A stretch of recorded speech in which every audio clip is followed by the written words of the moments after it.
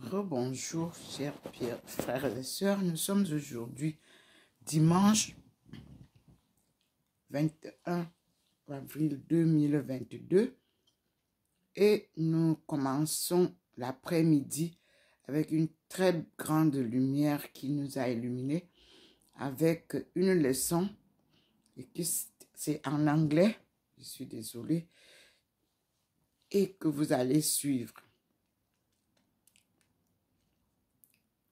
True Church, la vraie église. The True Church does God's will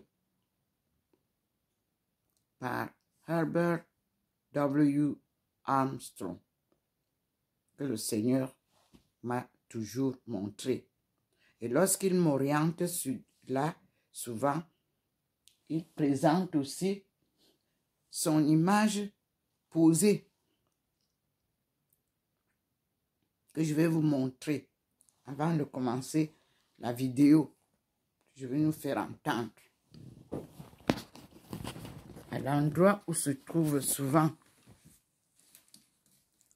ma face, je tourne pour que vous voyez. Voilà ma face transfigurée très fortement. Et au niveau de, juste un peu à côté du couple Jésus et Marie de Magdala, vous observez qu'il y a un profil.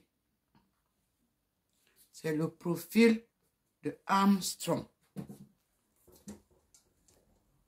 pouvez voir. C'est spirituel, mais le Seigneur nous permet de voir. Voilà où se trouve le couple souvent à l'angle. Me voici assise à ses pieds. C'est-à-dire les pieds du Christ. Et voilà, il a fait sortir Armstrong à côté. Moi, j'étais en train de lire un peu Ésaïe. Il m'a ramené à ça. Donc, on va écouter Armstrong ensemble. Voici le mur, là où je suis assise. Et vous avez la lumière qui est déjà partie aussi au niveau de la porte de ma chambre, comme vous voyez. Et voici le mur face à la place où je suis assise. Et puis, vous avez le mur qui est là. Le Seigneur a posé déjà des bandes de lumière. Vous-même, vous voyez sur le mur que nous empruntons souvent avec le Seigneur. Voilà des bandes blanches de lumière. Et nous allons écouter maintenant Armstrong, que le Seigneur nous a recommandé. La lumière est aussi au niveau de les Écritures de Jésus qui vous dit « Crois au Seigneur et tu seras sauvé ». Au niveau là, vous avez aussi le Seigneur, sa face noire, au coin du mur là-bas, qui vous montre qu'il est présent dans la maison. Et nous allons commencer par faire une prière, celle que Jésus nous a laissée dans Matthieu.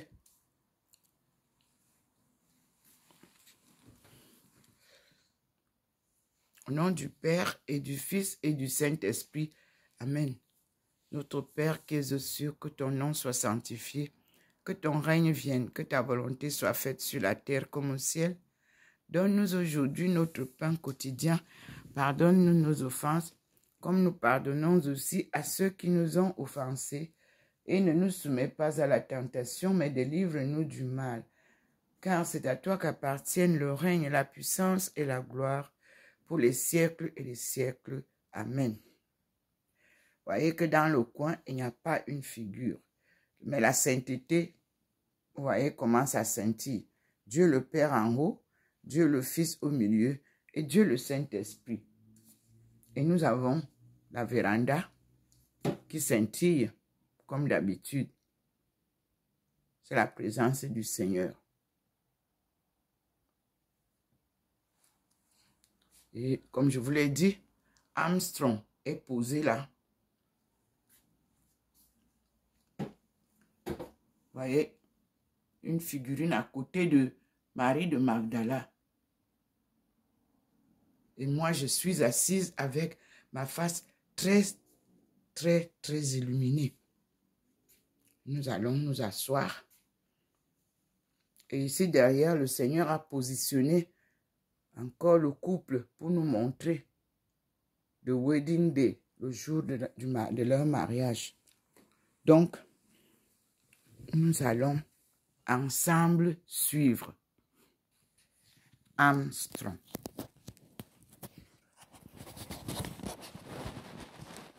Nous sommes à l'école du Christ qui vient nous redonner lui-même son évangile. En anglais, nous allons l'écouter. Vous m'excuserez. C'est en anglais que je reçois tout. La traduction en français, parfois, ne correspond pas à la réalité. Donc, on y va. Je me mets à votre disposition et nous écoutons ensemble. Je vais d'abord vous introduire ça. Vous allez m'excuser. En anglais. The true church does God's will. Herbert W. Armstrong. Radio broadcast. Let us follow Armstrong.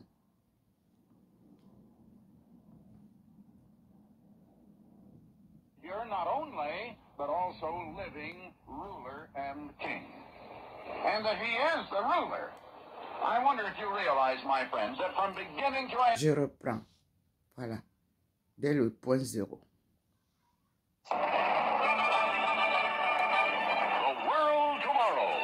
Herbert W. Armstrong brings you the plain truth about today's world news and the prophecies of the world tomorrow. And greetings, friends. This is Herbert W. Armstrong with the good news of the world tomorrow. Now, once again, my friends, what is the difference between the church, the true church that Jesus Christ said he would build and that he did build, the church that he said the gates of hell shall not prevail against, and all the other churches, denominations, sects, organizations, and cults and everything of the kind that we have so many of in this world today. As I've said before, the Church of Jesus Christ is the church that is obedient to Christ and obedient to God. It doesn't lean to its own reason. It doesn't say, well, this is the way it looks to me. And when it finds something in the Bible, it doesn't say, well, yes, I know that's what the Bible says, but, you know, now this is the way I look at it, and I don't think that the way it is in the Bible would be quite reasonable, and this looks right to me. Those that are in the true church are those who have given up their own will and have said, not my will, but thine be done. They have given up their own will altogether. They have surrendered to God, and the true church is that realizes that Jesus Christ is living Savior, not only, but also living ruler and king. And that he is the ruler. I wonder if you realize, my friends, that from beginning to end of the Bible, God is pictured as living ruler of the universe. God rules. Back in the beginning of Genesis, we read that God created the heaven and the earth. And most of us think of God as a creator who created something once upon a time, then went off and left it and forgot all about it. And he isn't around anymore. Or else a God that, well, isn't too much concerned about our life today and what we do, except that he does expect us to do the things that please him in the sense that we give up everything that's good for us, that we give up all pleasures and all good time and everything that we want that would make life worth living, and live a sort of a sorrowful, painful life of penance, and that will please God. And then all God's interested in is that we can live like we please here just as long as we give up those things, and then we get our reward after we die. Now, a lot of people look at it like that. Oh, how we have well, as a matter of fact, we haven't read the Bible. I was about to say I had misread it. It has been very greatly misread, but most of us just haven't read it at all. In the first place, men have made the mistake of interpreting the Bible, and it doesn't need any interpretation. The only interpretation is God's interpretation, and God's interpretation of one passage in the Bible is found by the Word of God, where God speaks in another passage in the Bible, someplace else bearing on the same subject, on the same thing, and which does interpret what you have. In other words, the Bible interprets itself, and it doesn't need any interpretation by men whatsoever. Now, here in the very second chapter of Genesis, we find this, that out of the ground made the eternal God to grow every tree that is pleasant to the sight and good for food. God caused things to grow. God caused the air to be here for us to breathe. He causes all of those things, and he is not a dead God or a professor emeritus who has gotten old and feeble and can't do anything anymore. We read here in verse 15, the very second chapter of Genesis, and the eternal God took the man that he had created and put him in the Garden of Eden to dress it and to keep it. And the eternal God commanded the man, saying, you notice that God commanded the man?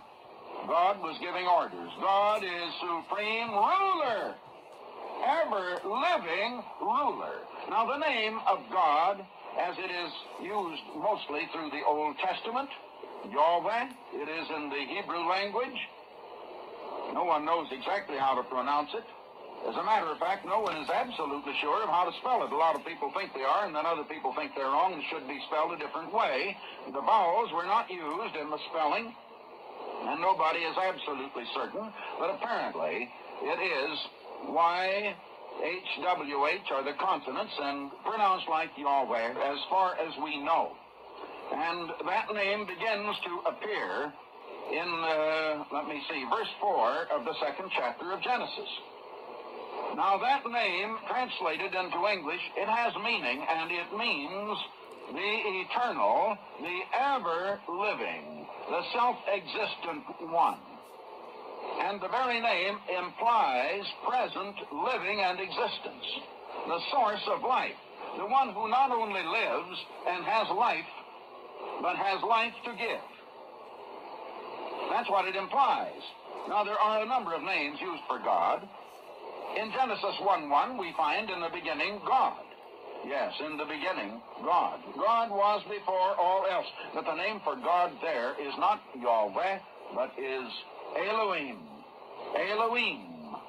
And the I am, pronounced as Im, in the Hebrew language pluralizes the name, and there it is the name of more than one person.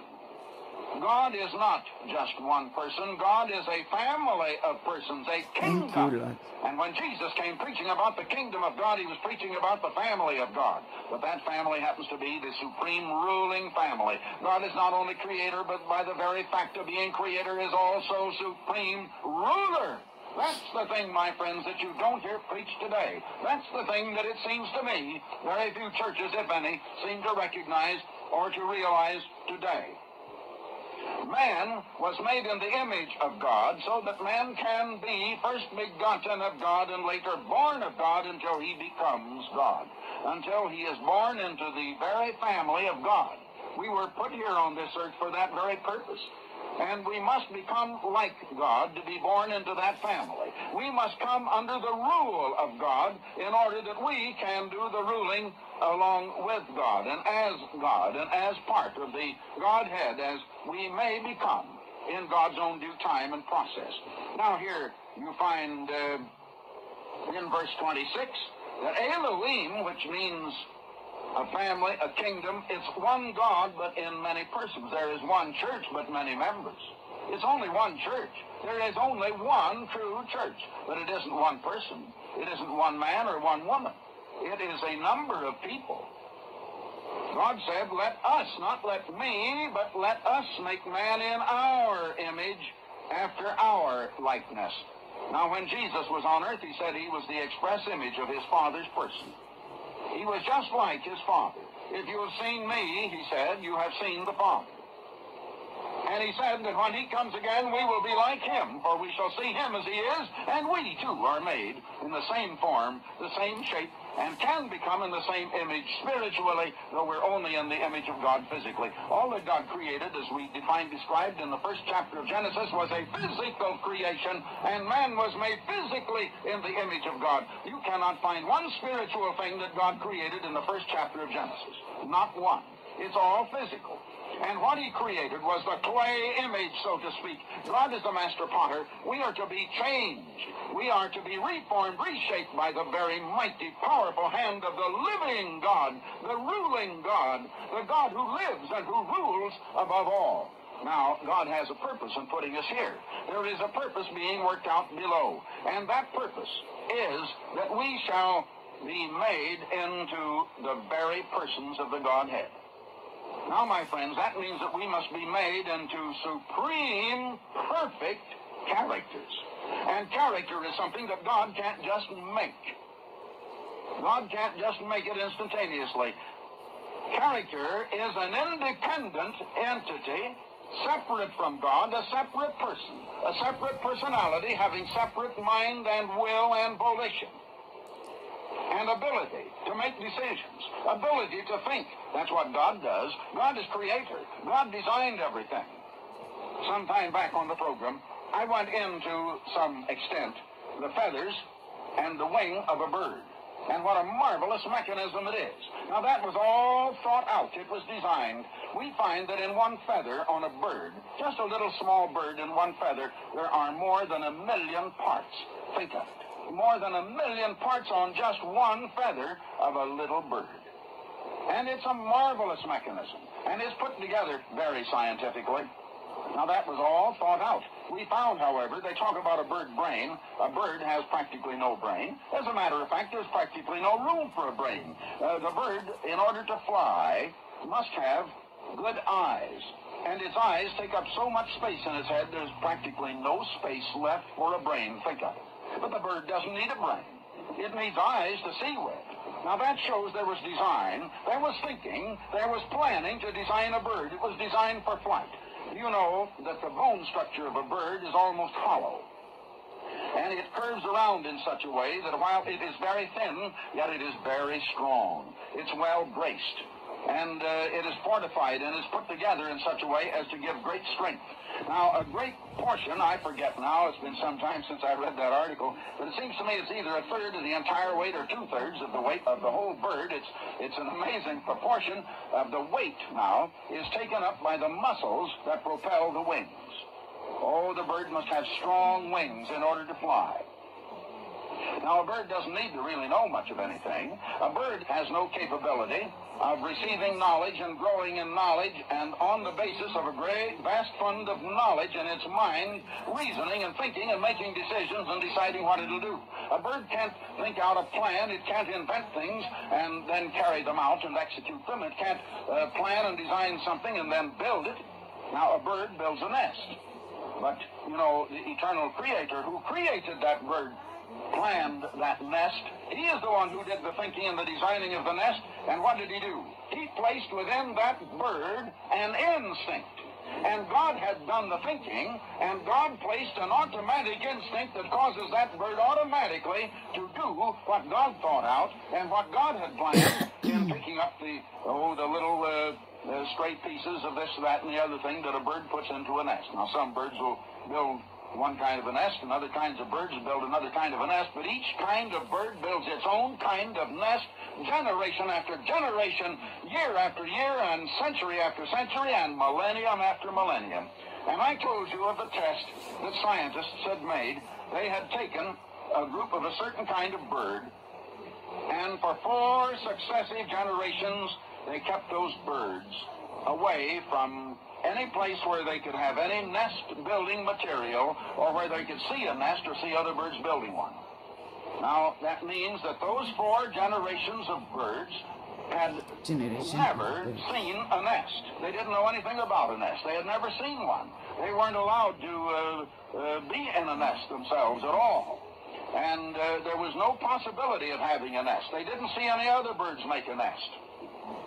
And then that 5th generation, was given access to nest building material, and that's all. Still kept away from other birds, still not able to see how it was done.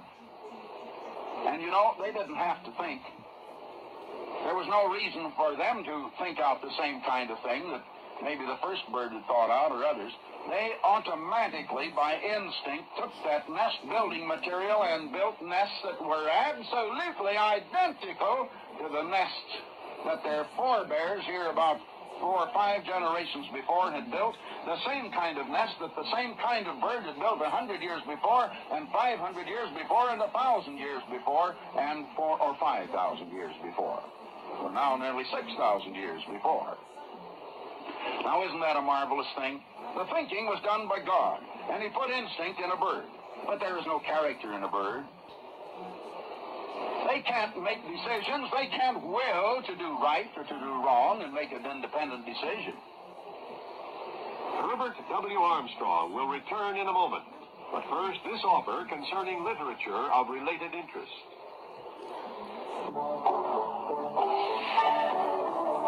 For hundreds of years, man sought to imitate the flight of birds. By observing the mechanics of bird flight, he gradually learned the principles of aerodynamics. By staying within the limits these laws impose, he can now fly at supersonic speeds. All of this is possible by using the laws of flight, energy, motion, gravity. Yet, man did not invent these laws. He only named them. The existence of law necessitates the existence of a lawgiver. To find out how this fact is one of the strongest proofs of a creator God, be sure to read the free booklet, Does God Exist? It gives absolute answers to this important question. Inform yourself. Request the booklet, Does God Exist?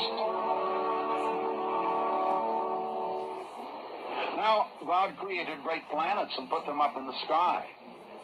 And isn't it marvelous on a real clear night, especially you people who live in other parts of the country and don't have a lot of smog to look through like we do down here in Pasadena and in Los Angeles. But once in a while, you know, we get some real clear nights here, and they're beautiful.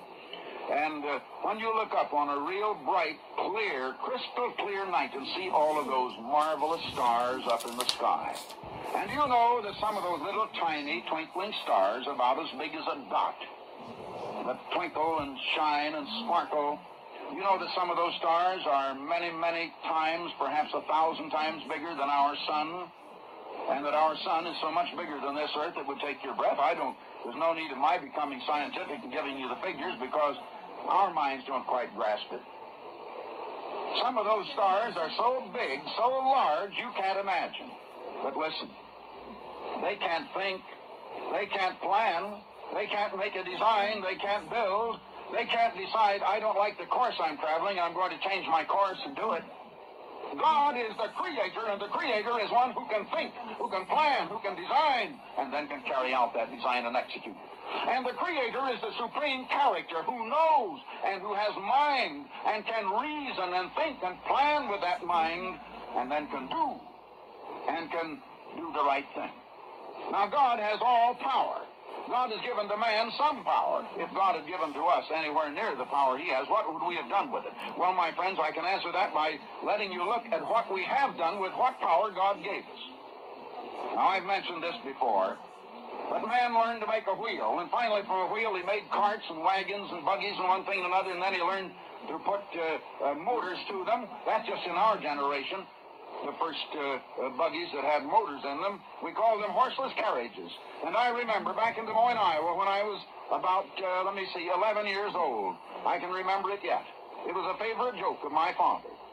He would call us, you know, it was quite a sight to see one of those horseless carriages going by. And we would all race to the window, and Dad would say, hurry, come quick, here's a horseless carriage going by in front of our house. And we would come running, you know. We'd come to the window, and there was a mule pulling an old wagon. And Dad would laugh and haw-haw. It was a good joke. It was a horseless carriage. And, you know, that was the name we used for those things. We didn't quite call them automobiles yet in those days. Oh, my dad used to have a great laugh over that. Well, pretty soon man was turning these vehicles into tanks and into armored cars and putting cannons and guns in them to go out and to destroy. Man learned at first to raft and then how to make some kind of boats, and then he learned how to put a sail on them and make sailboats, and then the steam engine was invented and the steamboat, and now we have other kinds of power to propel our ships at sea. And we build great ships. But what do? They're aircraft carriers for airplanes that are armored to go out and to shoot, or to protect from the other fellow's guns, one or the other. Very often our guns, I guess, are pursuit planes and one thing and another to keep off the other fellows from harming us, but anyway, it's all warfare. And then we build our great battleships. Now, I've been on the battleship Missouri, and exactly 1 year from the day that the Japanese signed the surrender before General MacArthur, and 1 year to the day after the Japanese had signed the surrender on the battleship Missouri, I was on the exact spot on the same identical battleship Missouri. It was in Boston Harbor at the time in Boston, Massachusetts. And on that very spot was, I believe it's a copper plate, or bronze, I don't know whether it be bronze or copper, a large circular plate right on that spot on the deck, marking the exact spot where the surrender was made. Of course, we have to make things for destruction as a matter of preparedness and as a matter of protection in the United States. We have more atomic bombs than all the other nations in the world put together. It's, in a sense, horrifying when you think of the power and the hydrogen bomb power that the United States has in its stockpile at the present time. And the bombs that we have now, so many times more powerful than those that ended the war in Japan by destroying Hiroshima and Nagasaki. Now, the United States has never used any of those bombs, and it never will unless it's forced to. But, my friends, other nations are not quite so good. They're not quite so nice. And if other nations had that power, we would have been bombed long ago, I can tell you that. That is, and I don't mean every other nation, but if some other nations had it, we would have. I think we would have been perfectly safe if Britain had had them, but there are nations that would not have hesitated to use them. But we have to keep that sort of thing to protect ourselves, and as a retaliatory measure to act as a deterrent against other nations. Well, that's what we have done. Now think what we would have done if we had had more power. Now we're gaining power to split the atom and to bring about this system of hydrogen bombs. And let's see, I'm not enough of a scientist to get it right. Fusion, I think it is, and the atom bomb is the system of fission.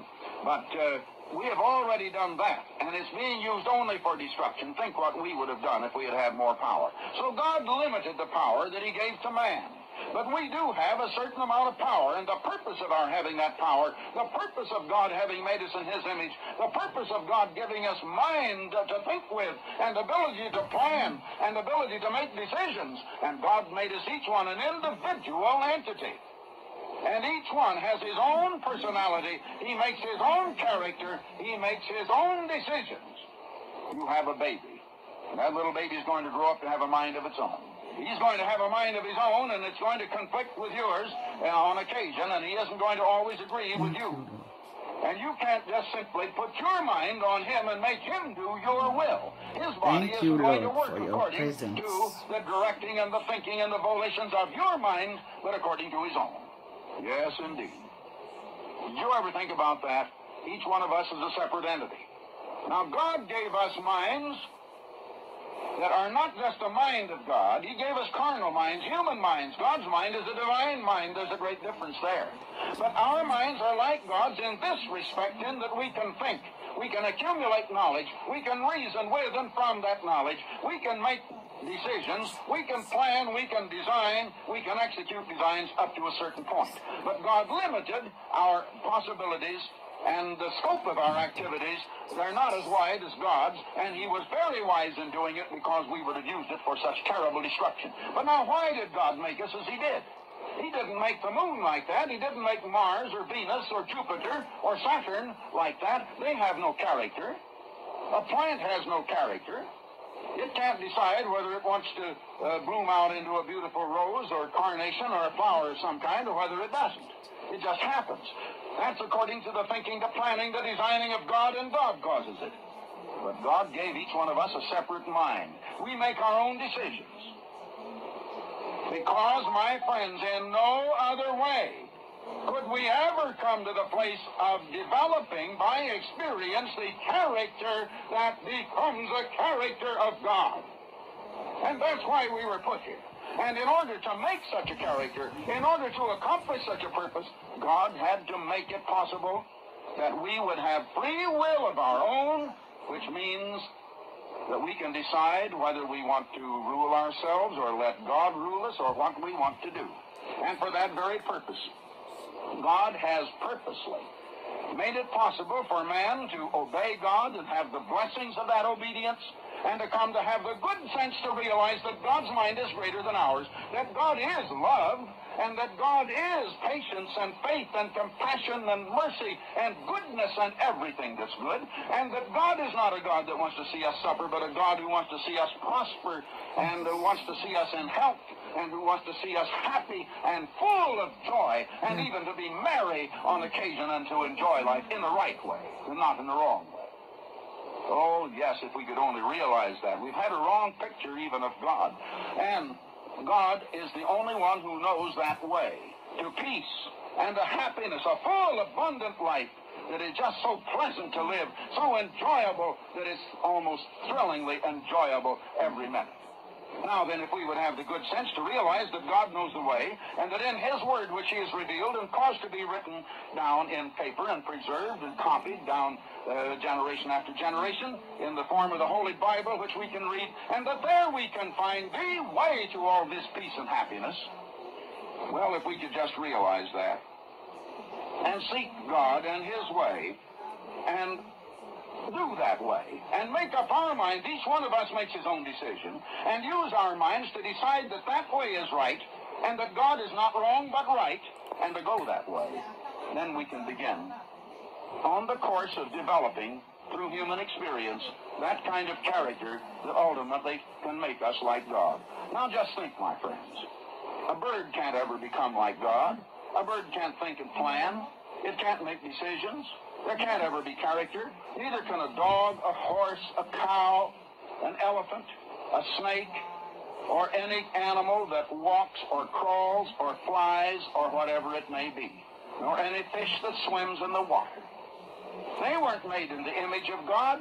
They can't receive the Spirit of God and the mind of God, but you can. You can receive the very Spirit of God, which is the nature of God, which is the divine nature. Now, God purposely made us with a material nature, which we call a carnal nature. And it's said in the Bible that the carnal nature is enmity. It's antagonistic against God. Somehow it's just natural that we fight off God, that we just want to, something makes us, something inside we don't understand makes us think God must be wrong, and we want to go the other way. And that's what we've been doing, and batting our heads like a lot of silly fools up against stone or iron walls or something. We've almost battered our brains out, haven't we? And we've given ourselves headaches, and we've given ourselves heartaches, and others also, and all kinds of pain and suffering and poverty and fears and worries and sicknesses and diseases and everything of the kind. We've been doing it ever since Adam, because Adam rejected God. God commanded the man, saying, but God had made Adam a free moral agent who could do what he decided to do, and he decided the wrong way. And that's exactly what you've done as one of Adam's children. You have decided the wrong way. You have been living the wrong way, and it's made you unhappy. It's made others unhappy. And when you'll turn to God, when you'll repent of your way, when you'll look into that looking glass and see how wrong you are, not how wrong everybody else is, and repent of that way and turn to God through Jesus Christ, He'll put His Spirit within you. And the very mind of God, the attitude of God, the approach of God to all reasoning and all questions will come. And when you say, not my will, but thine be done, then, my friends, and not until then, can you begin to come to the way of happiness, and the way of peace, and the way of making yourself useful and helpful to others, and the way that will really do some good. Oh, God, help us to see. Why is it that we just want our own way and then wonder why we suffer? We're right now on the very eve of tremendous world-shaking events. The most important thing in your life right now is to know what's prophesied to happen in the next 20 years, and God's way of complete protection from terrifying events that are prophesied to happen in the near future. Now, most prophecy has been closed and sealed until now. But today, prophecy stands revealed. God's time has come for it to be revealed. Now, where is our nation? Where is your nation mentioned in Bible prophecy? Listen, my friends, write in for our free booklet, The United States and the British Commonwealth in Prophecy. And the nations of Northwestern Europe are included in that. Now, there's no charge. Additional programs and literature available at hwalibrary.com.